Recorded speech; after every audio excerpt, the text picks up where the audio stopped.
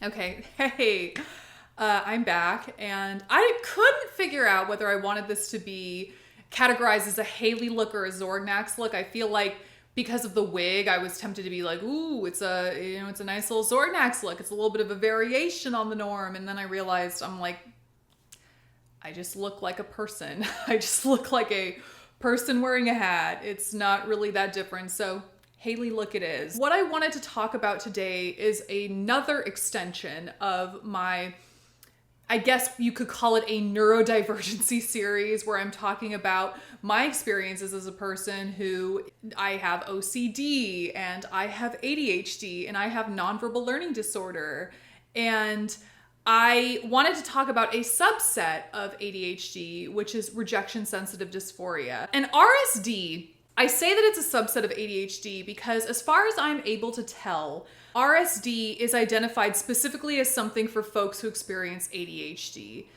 So what is rejection sensitive dysphoria? Let's just get that out of the way before we talk about this. Rejection sensitive dysphoria is essentially a very strong, debilitating, higher than average, much higher than average, negative reaction to rejection. Now, that can be rejection resulting from something that actually happened. Like, say you were an actor or an aspiring actor and you went out on an audition and you had that experience of someone going next where you clearly didn't get the role. You could experience a really, really high rejection response because of that. Or it can be from something that is perceived. So a situation where you were not actually rejected, but you thought of yourself as being rejected. For example, I'll give you a really minor example. But say that you are eating something and you are eating something that happens to be very, very plain, like a cheeseburger that just has the meat, the cheese, the bun. Super, super simple. And you're eating with someone and they go, wow, that's a pretty basic burger, isn't it? And it's a very innocuous comment. They're just commenting on how plain the burger is because a lot of people like to put a bunch of stuff on their burger. And you, as a person with RSD, interpret that as a rejection of your food preferences, and therefore you internally or externally have a very strong reaction towards that comment. So it is either real or perceived rejection that can trigger that sense of dysphoria. I also think that rejection sensitive dysphoria can be a response to you not meeting your own goals and expectations. And by think, I mean, this is actually part of RSD. I didn't make this up. So for example, if you are disappointed in yourself because you didn't do very well on a test, or you didn't get into a certain school program or something like that, you are essentially being disappointed by yourself, and you are rejecting yourself, and you are responding very negatively to the rejection of yourself, if that makes sense. So that's what RSD is. It is not in the DSM directly, as far as I am aware. It is, however, a documented, understood component of being ADHD. Why that is, I'm not sure. I think because people with ADHD do tend to have heightened emotional states in general, and for some reason that heightened sense of rejection is pretty strong. So of course, as always on this channel, I come from my own set of biases and experiences, and what I'm going to talk about now is my experience with RSD. And I really welcome all of you who've ever experienced RSD to go down in the comments and say, hey, I have also experienced this, or I've not experienced this, but your situation is different in this way, or what have you. I'm always happy to hear from other people and what they experience, because as always, like, this is just my experience. If you find something useful in my experience, I'm really happy. And I'm so happy to be sitting here with you in solidarity. But I also welcome people who have had vastly different experiences to talk to me about theirs, so we can get a conversation going and, of course, normalize these experiences. When it comes to RSD, let us talk about things in a chronological order somewhat. Because I think for me, what is helpful for me is to go through things starting from my earliest memories up until how it affects me now. When I was a little kid, I was so sensitive, and I would cry all the time. And if I thought that someone didn't like me or didn't want to play with me, or thought that I was weird, it would just send me, and not in a good way. I would be so devastated, and I would seriously take it so to heart. Like, if a kid didn't want to play with me, I would think, I'm the biggest freak there is, I'm awful, I suck, I'm bad. And I noticed that people around me were kind of like, dude, chill. Like, you're really sensitive. You really need to get over this. Starting from the time I was a kid, which is crazy. I have had those messages given to me since I was a kid, but yes, that is how the child experience was. Fast forward a little bit to me as a preteen / early teenager. I decided that I wanted to become an actress. And I started working with an acting coach. My sister and I started working with an acting coach in LA because that's where we kind of lived near. And at some point we had to film ourselves, or she filmed us rather, and then we had to watch it over and see how we did, and she would give us notes. And I just was like, oh my God. Every note she was giving me, you have to project your voice more. You have to look at the camera, or you have to not look at the camera. You have to hold your pose in a different way. You're looking really stilted, et cetera, et cetera. For 13-year-old me, I was like, that's it. I'm the worst actor that ever existed. I can't do this. Not only that, but I ended up having a conversation, I don't know if it was with her or with other adults in my life, about how the acting profession in general is so incredibly competitive and how common rejection is. And when I was having these conversations, I remember thinking, I can't deal with that. I can't deal with that. I don't want to deal with that. And so my love for acting was overshadowed by my immense fear of being rejected, which, by the way, I just want to say, I'm not an actor, so I don't want to act as if I'm the expert on this, pun intended.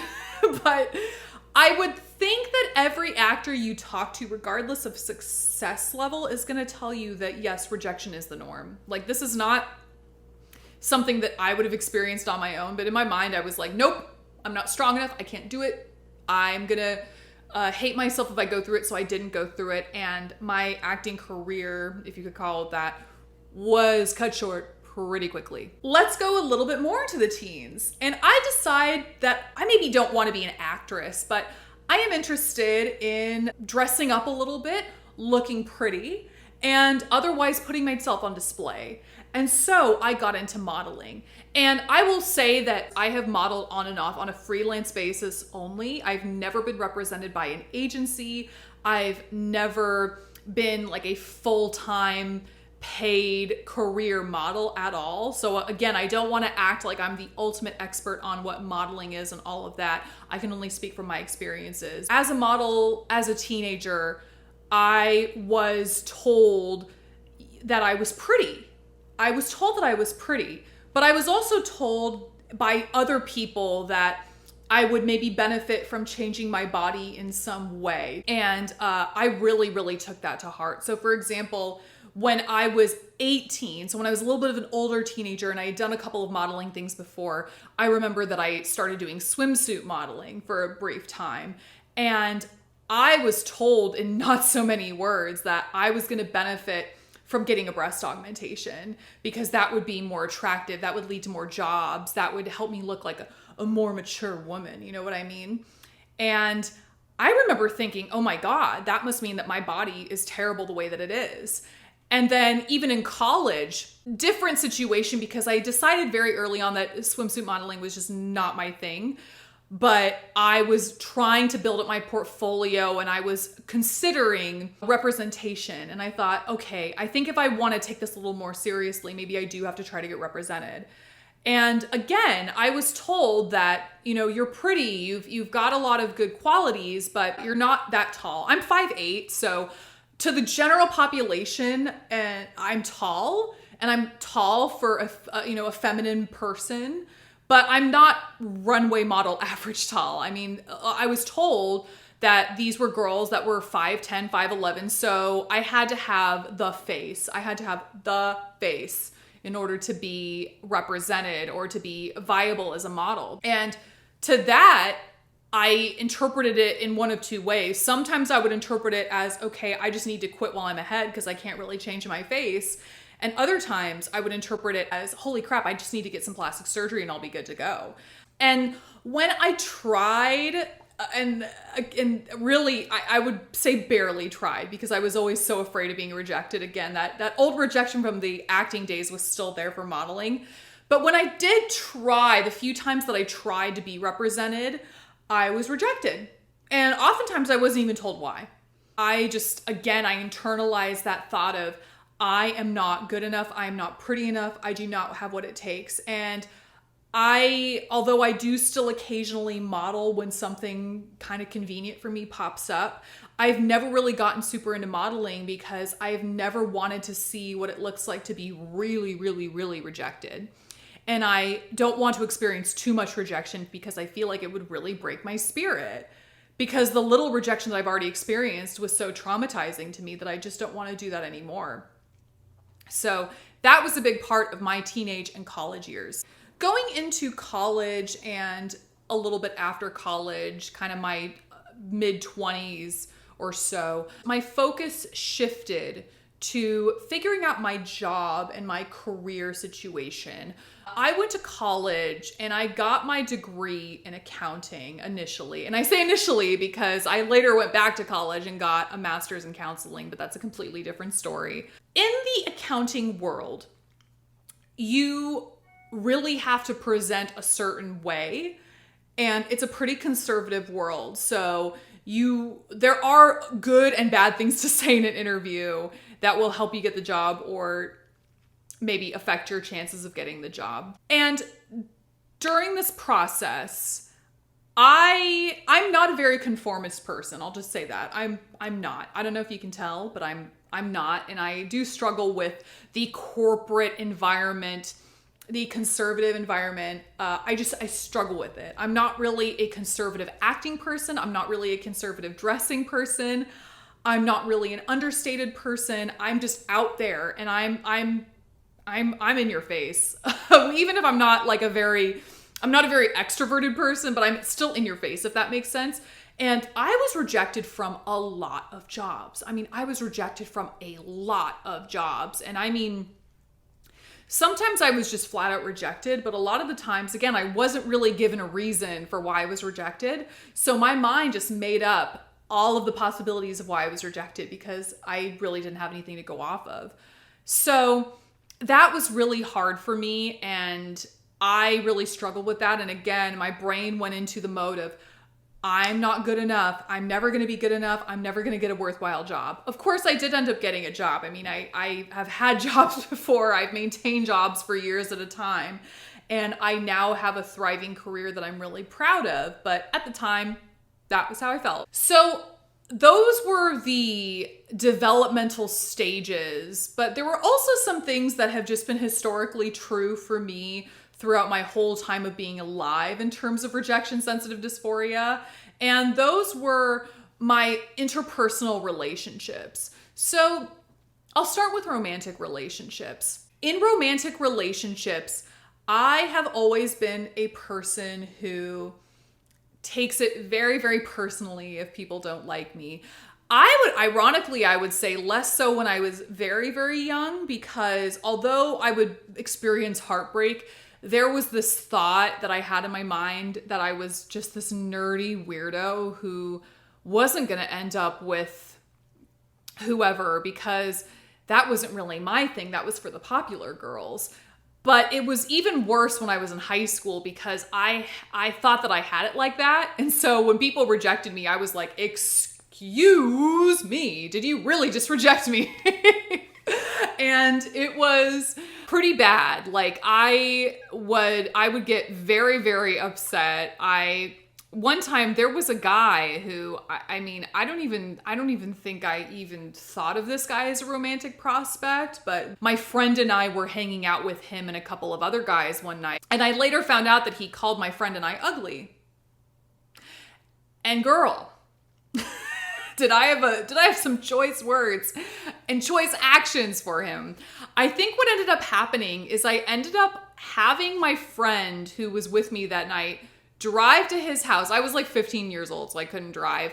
And I think I tried to show up at his house, got up in his face. I think you guys, this is really bad. I'm sorry. I don't mean to glorify violence, but I think I tried to climb on his back and punch him in the back or something. It was really, nobody was hurt. I want to make it clear nobody was hurt, but it was bad. I mean, it was not good. I would not ever advise anybody to go to a guy's house and jump on his back. Just, we're a no. This is a no going to people's house and jumping on their back channel. Okay, yeah, if that doesn't exemplify RSD, I don't know what does though. So yeah, and then in general, like when I did have relationships and they didn't go the way that I thought, again, I would make it all about my self-worth. I am not good enough. I can never be in a relationship again. And I will never find love. And I will never be happy, kind of thing. It was often so debilitating. I would bow out of things, or I would miss school, or I would just miss out on aspects of life because I was so afraid of being rejected that I wouldn't go for things again. Of course, I eventually, like all of these things that I'm talking about, to some extent, the pain would die down after a while and I would maybe try again, but it was really bad at the time. Let's talk about with friendships. With friendships, similar to relationships, I would take it really personally if somebody didn't want to be my friend. And I think to this day, you know, because I'm in a very stable, very mature, very happy relationship, the relationship stuff to me at this point obviously isn't as big of a factor in my life. But with regards to friendships, I think even as a 31-year-old, it still kind of is. I still get sad when people don't want to be my friend because I think, what is it about me? What is my problem? What are my faults, right? Like it's all, I think what RSD does is it convinces you that you are the problem no matter what. And I don't know if that is an experience that you guys can relate to, but that sure as hell is the simplest way that I can describe it. It's like you react so poorly to rejection that you avoid things. And not only that, but when you do put yourself out there and something does go awry, you make it all about yourself and how terrible you are. So with friendships, or I should say non-romantic platonic relationships, whatever you want to call it, I take it really personally. And like, oh, really good example. So like I have a small platform on the internet, on Instagram, and I share a bunch of anti-MLM stuff and counseling related stuff and all of that. You can follow me down below if you want to. Shameless plug.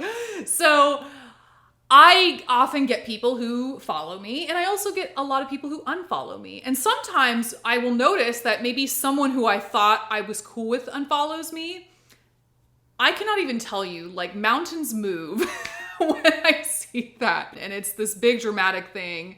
I hate it. I gotta be honest. I'm not even gonna sugarcoat it. Like I hate watching people unfollow me. And I have the sense to not have those apps that tell you who follows you and when, who unfollows you and when, but like, what I do, this is so horrible, please don't do this, is like, I'll be interacting with someone, or I'll see someone's post and I'll get this idea in my head like, I wonder if this person still follows me. And then I'll go to their page, and if I see that they don't, I will just, it will bug me for the rest of the day, I kid you not. And again, it's because my brain wants to tell me that I did something wrong, that I'm somehow defective, and that's why this person unfollowed me. Never mind that there could be a million reasons why they unfollowed me, including they accidentally did it, which does happen, but yeah, it sucked. That is a smattering of my RSD experience. Now you're probably wondering, how do I deal with all of this? Like this all can't just happen and then me sit by and idly accept what's happening. And you're right, I don't just accept it. I don't just sit there and go, well, that's who I am. I have found, for me personally, that there are certain things you learn with rejection sensitive dysphoria, that there are certain things that you should push yourself to do more. And there are certain things where it is perfectly okay to look yourself in the mirror, be honest with yourself and say, that is not for you. And let me give you an example. So the job thing. Look, I don't like that we live in a capitalist society any more than all of y'all do. Actually, I don't know. But the fact is that most of us have to have jobs to help support ourselves. And so as a result of that, I have had to look for jobs. I've had to. I haven't had the luxury of being able to not look for jobs. So I've put myself in that situation a lot, and as a result, I've gotten a lot more confident about the job process. I'm a lot less insecure about rejections from the job process. And if anyone wants a job related video, I'd be happy to make that. I actually, as a counselor, one of my areas of, I do not want to say expertise, but one of my areas of interest is career counseling. So I can talk with you guys about that anytime. But bottom line is that I've gotten more comfortable with that whole process, and my RSD does not affect the job process anywhere near as much. I won't say I'm completely free from rejection sensitivity dysphoria in terms of my jobs. Like, I recently got rejected. Before I found the current job that I had, I got rejected from a job that I thought was like my dream job. And I was a little bit, pressed for a day or so, because I was like, I would have been perfect for that. What are they thinking? But I realized later that there are so many reasons why the job that I have now is such a beautiful and enriching opportunity, and I wouldn't trade it for the world. As an example of an area that I would avoid, I did decide that I think in most situations, I don't do a whole lot of entertainment world stuff, because I've realized that my dream, it'd be different if my dream were to be a famous model, or if my dream were to be a famous actress. But when I thought about it, I was like, it's not. My dream is to help people, and my dream is to be a healer. So if I'm going to, how do I put this? If I'm going to spend my rejection dollars, I'd rather spend my rejection dollars in the job realm for healing type jobs than spend it on an area of my life that is really cool, but just not as big of a passion of mine, which is that modeling, entertainment world, acting stuff. And I decided for myself, like, look, if opportunities come to me and people really want me to model for them, or people really want me to, for some reason, I have no acting experience, but if someone was like, hey, I want you to be an actor in this thing that I'm doing, heck yeah, I would take it. But I'm not going to stick my neck out for opportunities and put myself through that rejection when I know that the cons outweigh the pros. Like, again, it'd be so different if it were a big passion of mine, but it's not. And so that's what I think you have to ask yourself is it worth it for me to stick my neck out there for these things? Maybe for things like friends or finding a relationship or finding a job, it is, because these are things in our lives that tend to be, for most people, very, very important. And I do think it's worth it to try to examine and work through some RSD stuff with those. But with other things related to maybe hobbies or things that we think are cool, but we're not that passionate about, it's okay to take a step back for your own mental health. It's okay. It really is. Like, it doesn't make you weak. I mean, none of this makes you weak, but it doesn't make you weak to do that. So, be kind to yourself. Another thing that I do, and I'm going to sit casually like this now, is I like to actively affirm myself, because I think that no matter what we choose to do with our time, I think that RSD is always going to creep its way into our psyche sometime. So I think that actively making sure that you give yourself positive affirmations is really important. For example, often I will just straight up in my Apple Notes write down my good qualities. Why? Because sometimes I just need to remind myself that I have good qualities, because RSD will try to yank that away. And that's not okay, but that is how it goes. So if you counteract that with your own affirmations, it may help. And I mean, for some people, this is writing in Apple Notes. For some people, this is writing in a journal, a physical journal. For some people, this is writing with a dry erase marker on the mirror or leaving Post-it notes on your desk. The possibilities are endless, but the ultimate result is the same. They are statements that you can read from time to time that affirm how awesome you are. I think also reframing the word rejection can sometimes be helpful. I know this is corny, but I think when we think of the word rejection, we think of something that is devaluing to ourselves, quite honestly. Like, you were rejected because you weren't good enough.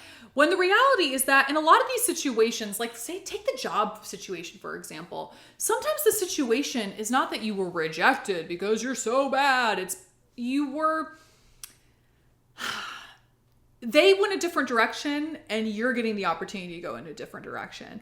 And look, if you just got rejected from a job, you probably do not want to be hearing this. I know I wouldn't, but sometimes it's helpful to look at it that way because in reality, yes, you do want to be working for a place that wants you. So I don't know. The reframe might be helpful. For other tips, I am going to link a video from the channel How to ADHD, which is a fantastic channel, by the way, that I recommend you look at. And it talks a little bit more about RSD and getting through it. I think this video, to be honest, was mostly about my experience and showing solidarity with you guys and seeing if anyone experiences the same thing, or maybe like other actors or models who have it, how you deal with it. I'd love to hear from you. So that's all I have to say. Well, that's it. Like I said, feel free to share your experiences down below. I really, really look forward to hearing from you. And shoot, man, if you're dealing with RSD, just know you are not alone. And yes, this stuff really does suck so much, but it also does get easier as you get older. Remember to have compassion for yourself. Remember that you do not have to force yourself into doing certain things just for the sake of I don't know, moving through RSD. Feel free to ask me any questions below, and remember to stay happy and stay healthy, and I will see you guys in the next one. Bye!